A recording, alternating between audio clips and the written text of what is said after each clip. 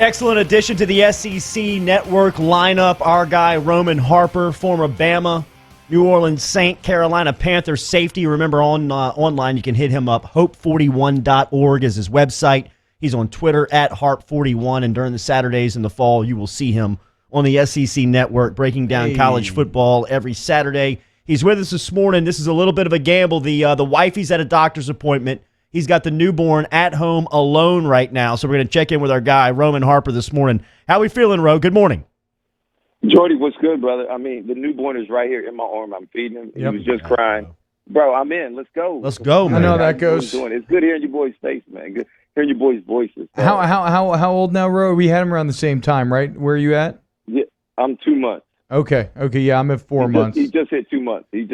Nice. Congrats. Ogeron extend that offer yet? No. Okay. Not yet. All right. Wow. I did get an offer from Clemson, though, on my older son, though. He's 4. Okay. All right. Already got one. Dabo will be out by then. Ogeron will still be here. Let's. Hey, I saw you. You know what? It's crazy. You wouldn't have said that 2 years ago. I know. Hey, it's all good. I know. Hey, I saw you urging the people in Tuscaloosa and the student body to make sure and wear masks. And you're right. Everybody has held the football teams and the athletes accountable. Who is going to hold the student body accountable once they get back onto campus? But this is a must to play football. I know that this is an inexact science of a question to answer, but do you feel like the season is going to happen? I do feel like the season is going to happen because it seems like everybody in the SEC wants it to happen. Mm-hmm. Not only that, but I think the coaches, if I'm a coach in the SEC right now, I better not see one of my students and one of my athletes going in person in class. Everything should be done virtually, remotely right now. Get them away because you just don't trust the student body. And you're not testing them either. So I just, if I'm a parent or if I'm a coach, there's no way I could allow that to happen. Yeah, I mean, I'm kind of shocked that they haven't gone that direction yet. I mean, UNC yesterday, you saw what they did. They ended up moving the entire student body off campus, and they plan to continue in sports. But it seems like the far easier thing to do is what Ro is saying. Have the players go online and then show up in class. Now, what about this actual SEC schedule, man? 10 SEC games, no cupcakes, no BS. Have you explored the Alabama perspective on this? How are the Tide feeling about their draw? LSU fans are feeling great. Oh, yeah, LSU should feel great. They lose Texas and they pick up Missouri and Vandy. I would feel better about that, too. Come on. Of course you should feel good about that. Look, I just love the fact that it's going to make every week really count. Mm-hmm. Nobody gets a week off. And to think that you got, I just played Alabama or I just played Texas A&M, who I think is my surprise team in the SEC West this year. You don't get a break the following week. You don't get to, have a warm-up game, in between another game between Alabama and Auburn. So I really like it. It's going to make it really tough on some teams. I feel bad for Arkansas. I feel bad for Vandy. I mean, some of these teams are going to get a raw deal. Yeah, Mizzou gets no love. I mean, it's really tough. But Arkansas, I mean, come on. Is somebody mad at Arkansas? Arkansas loses one team on their schedule, and they pick up Florida and Georgia from the East. Can we not split that up at all? Yeah, it seems like – yeah, no, Ro, you look at that, and then you look at Drinkwitz and Mizzou adding LSU and Bama. It just seems like they did it basketball seeding style. The 1 seeds got to play the 8 seeds. And you might be right. I don't know. I haven't talked to anybody at the SEC office. I think overall, though, I love that it's going to be highly competitive all week.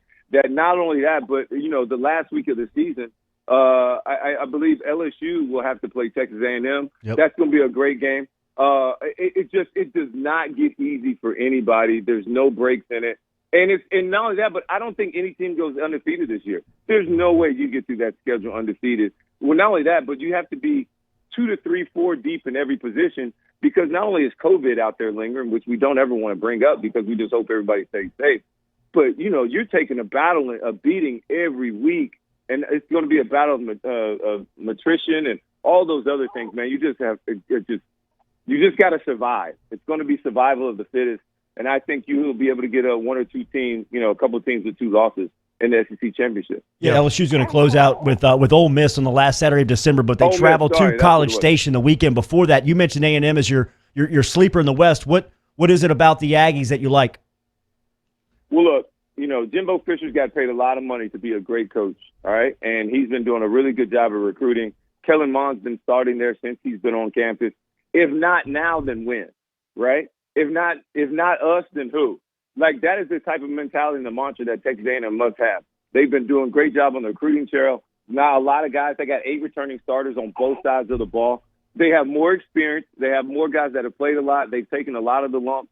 And Jimbo Fisher, if you're as great as a coach as everybody says, you got to win. You got to go out there and you got to start winning some games. Kellen Mond has not had a defining win since he's been on campus and starting for 3 whole years. He's got more experience than any quarterback in the SEC and has less significant wins than any other quarterback as well. So you have to change that narrative. And if not, then what are we really paying all this money for? Yeah. And then that may actually go into a deeper discussion of, now, wonder a lot of these teams need football this fall so we can actually pay all of our bills, right? Right. No, I mean, Exactly right. there's a huge economic impact for sure. Now, Ro, I would be remiss if I didn't ask you anything about the NFL, even though you catch you on Saturdays on the SEC Network now, because, dude, we sit here. It's August 19th, September 13th, 3.5 weeks.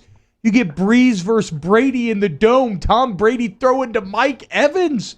What's your breakdown of that matchup? Oh man, I'm really excited. I think Tampa Bay. I'm so much more excited to see Tampa Bay than any other team in the NFL this year. I just want to see what Tom Brady's going to bring. I mean, automatically they're going to be a more confident team. Yeah. Automatically they're going to win 2 or 3 extra games because Tom Brady's just not going to let you lose. So that's going to be the matchup that everybody wants to see. And the Saints have been the champ in the NFC South Division for the 4 straight years or so. Yeah, so 3 straight. you got to knock off the champ. Yeah, you got to knock the champ off before you can say anything. So it's going to really come down to those 2 teams. Tampa Bay, they won 8 games last year, 7 games, and had all those turnovers from Jameis. I think they will be better defensively this year than they were last year. And, of course, when you got the GOAT, that's going to make everybody just step their game up. They got weapons all over the field on offense. They drafted a young running back, Vaughn out of Vanderbilt, that can be a downhill runner and a thumper. So that's showing up they drafted a couple guys on the offensive line to help protect Tom Brady. So they're all in on what they're doing.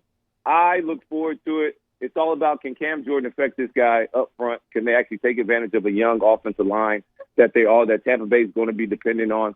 And at the end of the day, can the Saints defense create enough turnovers to get their offense back on the field? And can the Saints offense be more explosive? They lost out on a lot of explosive offensive plays last year. They just weren't as explosive. They were so much more methodical than they've been in the past. And that is not going to be a winning formula in playoff football. We'll win a lot of regular season games, but when the playoffs start, when all the best teams are in it, you got to be explosive and you got to be better than everybody else. Yep. Give that baby boy a hug, man. He was great during this interview. Yeah, Thank you for the time this morning, Ro. MVP. Hey, man, he's holding on, baby. Hey, I appreciate you guys, man. Thank you guys. Check me out on Saturdays, guys. Always. Yes,